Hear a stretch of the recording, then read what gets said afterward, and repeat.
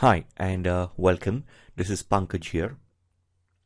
Today I'm going to introduce you to the concept of permutation and combinations. Permutations and combinations is a very important topic. You learn this in your 11th of ISC and 11th of CBSE. Okay. It's very easy. Okay, once you understand the concept behind it, and if you get a knack of doing the questions, you'll be able to solve the questions very easily.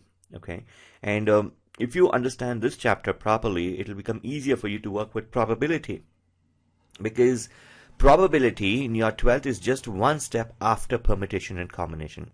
So if you pick up a probability question, that by default will have a permutation and combination in it, and one step further you will get the solution for your probability. Okay, now for us to understand permutation and combination, we need to understand what is the fundamental principle of counting. Okay, fundamental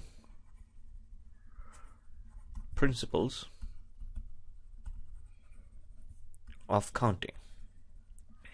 There's two fundamental principles of counting. One is for addition and the other is for multiplication.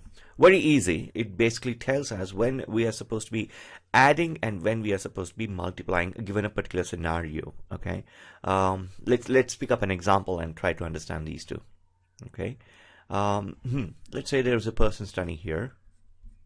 Okay, and he is in between two walls, and he's been asked to go through these doors.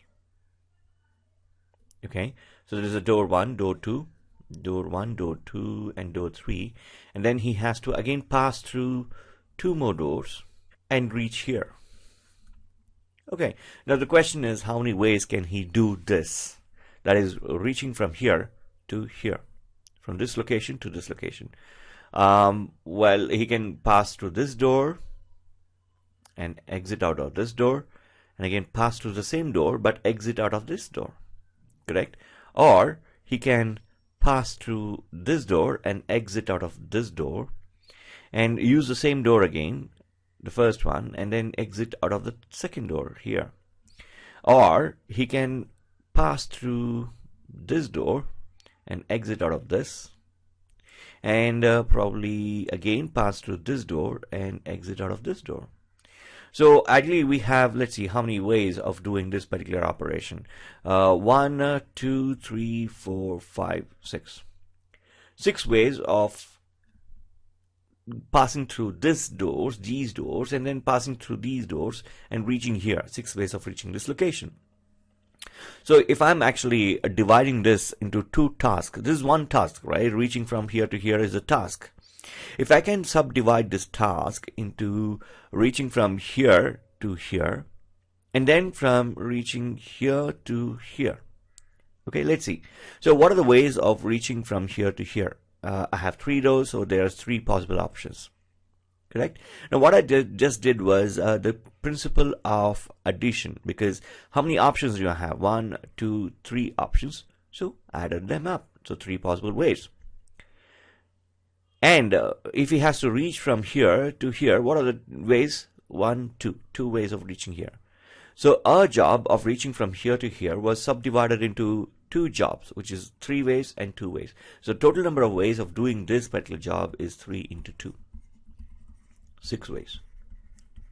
Okay, so that is my fundamental principle of counting. Okay, what does it basically say? The principle of multiplication. If there's a job that needs to be completed and I divide the job into task 1 and task 2, I subdivided the jobs, and if task 1 can be completed in m ways and task 2 can be completed in n ways, so the number of ways in which the job itself can be completed will be m into n ways.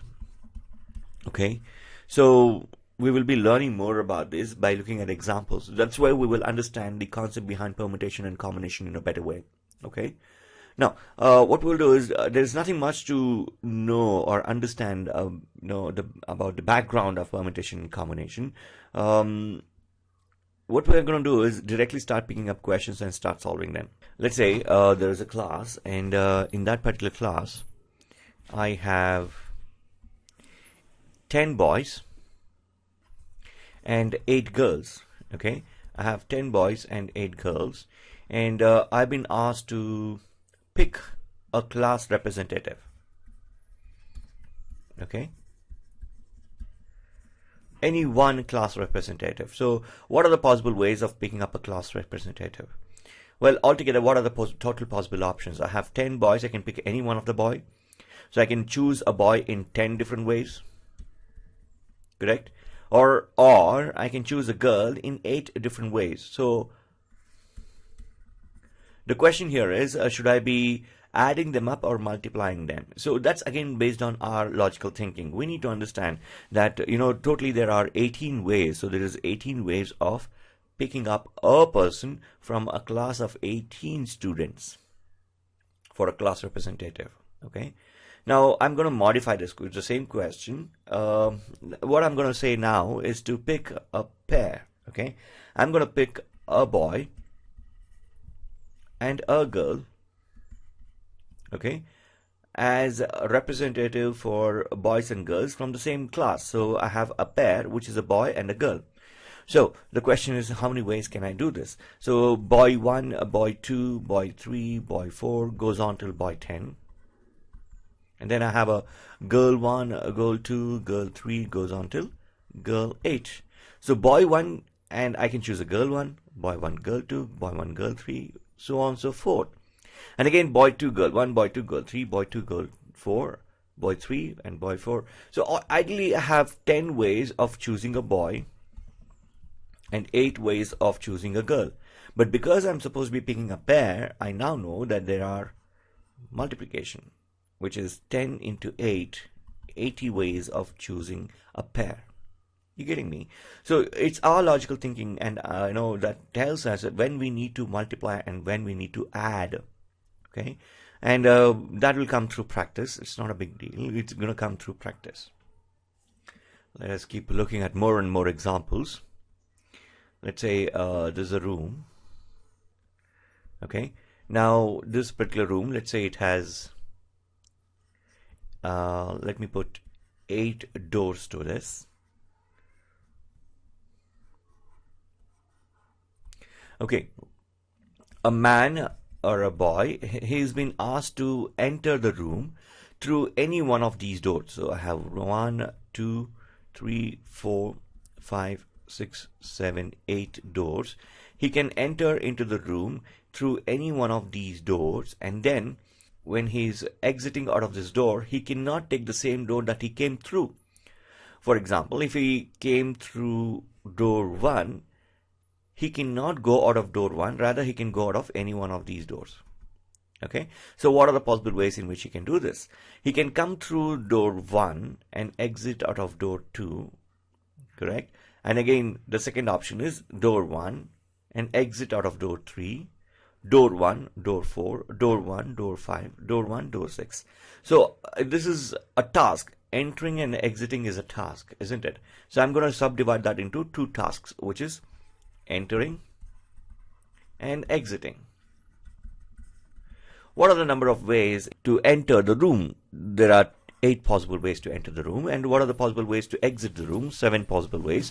So the total number of ways in which you can enter and exit from the room is 8 into 7. Correct? Which is 56. Okay, let's keep looking at more examples. Let's look at this question, which has 1, 2, 3, 4, 5. Okay, now the question says this: how many 4 digits? Okay, how many 4-digit numbers can be formed using the digits 0, 1, 2, 3, 4, and 5? Okay, so if I have to have 4 digits, and there are 2 conditions. One is repetition is allowed, and repetition not allowed. Let's see how that exactly affects my solution. So if I have to form 4 digits, then I ideally am looking at filling up 4 boxes: units, tens, hundreds, and thousands. Okay, so let's consider the first situation where I'm being allowed to use the digits as many times possible. Now, because it's a 4-digit number, I cannot use a 0 in the thousands place because, for example, let's say 0, 1, 2, 3. So if you look at this situation here, I have, put a 0 in the thousands place, but then what happens? This becomes a 3-digit number, isn't it? That's why we do not choose a 0 in this place. So if we are not choosing a 0 in this particular location or in the thousands place, then what are the possible options I have? 1, 2, 3, 4, 5. So this particular place or the thousands place can be filled in 5 different ways.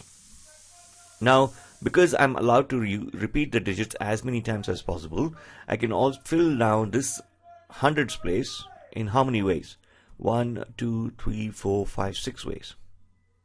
Correct? I can put any one of them. And again, this can be filled up in 6 ways and this can be filled up in 6 ways. Correct? Now, altogether, how many ways can I fill this up? 5 into 6 into 6 into 6. Yes? Which is 216 into 5. And that's 1080 ways. Correct? Or 1080 digits that I can form using these with repetition allowed. Now, when repetition is not allowed, let's see what happens. So I have 1, 2, 3, 4, and 5. And I'm supposed to be filling up 4 boxes again. Filling up 4 boxes, the same 4 boxes again. Units, tens, hundreds, and thousands. So again, the given condition is that I cannot fill up a 0 over here. So ideally, I'll have 5 different ways of filling this box. Correct? Now, let's say, for example, I have filled up a 1 in this location. So I will not have 1 again. So I cannot use the same 1. So what are the remaining numbers? 1, 2, 3, 4, 5. Correct? So again, I'll have 5 options to fill this up. Let's say I filled up a 0 in this case. So if I've used a 0, then I cannot use the same 0 again. So I have now 4 different options. And then let's say I put up a 3 over there.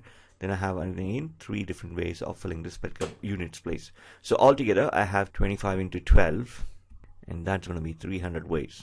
300 numbers without repetition. 4-digit numbers from 0, 1, 2, 3, 4, and 5. Okay, let's look at more examples. Let's look at one more question. Let's say I'm traveling from Goa to Bombay. Okay, and to travel from Goa to Bombay, there are 2 routes. One, let's say G is Goa and B is Bombay, and I can travel from Goa to Bombay through air. I can travel by air or by sea. Okay, and if I want to travel from Bombay to Delhi, let's say D is Delhi, what are the different ways of reaching Delhi from Bombay? Let's say by air and by rail or by bus. So what are the possible ways of reaching Delhi from Goa? Well, that can be divided into 2 subtasks, which is reaching from Goa to Bombay, which can be done in 2 different ways, and from Bombay to Delhi, which can be done in 3 different ways. So total possible ways of reaching from Goa to Delhi will be 6 ways. Again, I used the fundamental principle of multiplication in this case. So we have looked at more examples, or few examples based on fundamental principle of counting, right? Sometimes we use addition, and sometimes we use the principle of multiplication. Well, it's a very interesting topic. In the next video, what I'm going to be explaining is about permutation and combination. When I'm talking about permutation, I'm talking about selection of objects and arrangement of it. Okay, if I'm given a scenario where I have to select and then also take care of arrangement, then I'll be applying the concepts of permutation. But if there is a scenario where I'm only concerned with selection of objects, then I'll be applying the concepts behind combination. Okay, this is something that we will discover in the next video. Okay, we will be doing a lot more examples in the next video. Thank you for referring to this video. Please subscribe and share the video. Advise your friends to look through and go through these videos. Okay? Any comments and suggestions to improve the videos will be appreciated. Thank you.